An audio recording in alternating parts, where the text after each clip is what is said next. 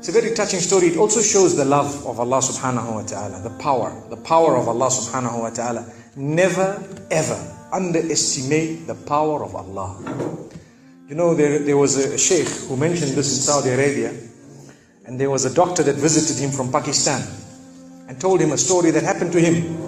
So he says, what happened to me? He says, the doctor who's speaking is a top neurologist, one of the top doctors in Pakistan, or, you know, a very, very good doctor, very hard to meet. It's said that perhaps you would have to wait months on end before you can get an appointment to see him. So what happened is, he says, I was flying from one city to another, a very busy man, flying quite often within the country and perhaps even outside. And he says, suddenly the clouds built up. Huge clouds, and the lightning started striking, and it started pouring, and there was lots of turbulence, and one of the engines was struck and it was damaged. So we had to land. And so what happened is, the landing was at a nearby little airport or a little strip and so on. And when they landed there, it was a remote area. How are you going to repair this aircraft? A few people who were on it, it was a small plane, they were, quite surprised because they landed it in such a remote place. No one's there to repair it. They would have to wait, definitely. So the doctor asks the captain or the pilot that, you know what, how long are you going to be? He says, no, we're going to be quite long. Well, I need to get to that area. Look, he says, it's just a 3-hour drive by vehicle. So why don't you just go by road? And you know, you can go there and get there. He says, okay, good idea, because this is going to take long. So he decides to go on one of the tri-shows, you know, in Pakistan, one of the areas, wherever it was, and he jumped in. And as they started progressing, the clouds built again.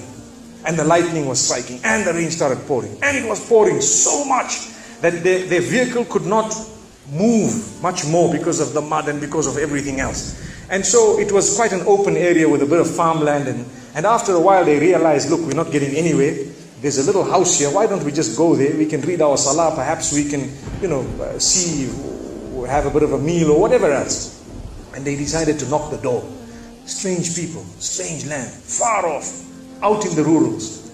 And so he knocks the door, and he's got his little bag and everything, and he walks in.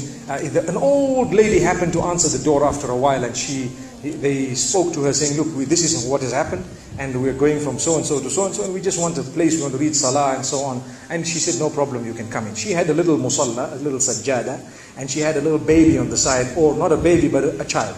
And the child, every little while, she's actually checking on the child, and she's sitting on that musalla, making dua and reading her own salah. These people fulfilled their salah, did whatever they had to. And when they were about to leave, they spoke to the old lady, saying, thank you very much, jazakumullah khair, and so on. And, we're going, what's happening to this child, So the woman says, look, the child is an orphan. And the child is unwell, not well at all, very sick. And we've been to all the doctors around.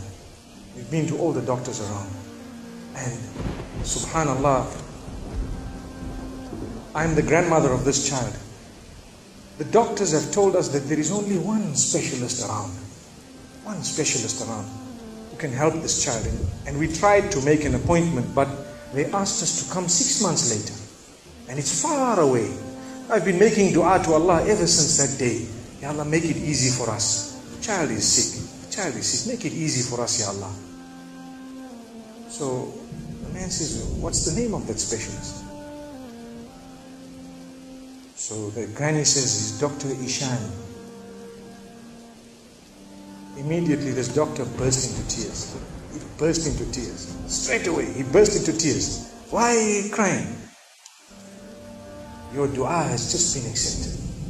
For your dua, the thunder came, the lightning came, the engine struck, we came down, we came on the road, the rain came again and stopped us and so on. And do you know what? The rain only stopped after the question was asked. Now it happened. And now the woman starts crying. Subhanallah. And the doctor himself is telling the story, saying, that was me. It happened to me, he says. And he says, I learned that Allah's armies are beyond limits. Allah uses whatever He wants to get what He wants done. So, where in the wildest of the dreams of this person would they have felt or believed that the top man, whom it is semi-impossible to see without big appointments, would actually be driven all the way to the door, knock the door, come in here, read some salah, and they would have to serve the child here. Amazing. Wallahi, it brings tears to the eyes. But the reason I share it with you, every one of us has needs for Allah subhanahu wa ta'ala. Just keep calling. Just have yaqeen. Have conviction. If it is meant, it will definitely come in your direction. You know, we use the term by hook or crook, but I don't want to use that today. I want to tell you, by the mercy and power of Allah subhanahu wa ta'ala, it will happen. It will come to pass. May Allah subhanahu wa ta'ala bless us. May He open our doors. May He grant us all shifa.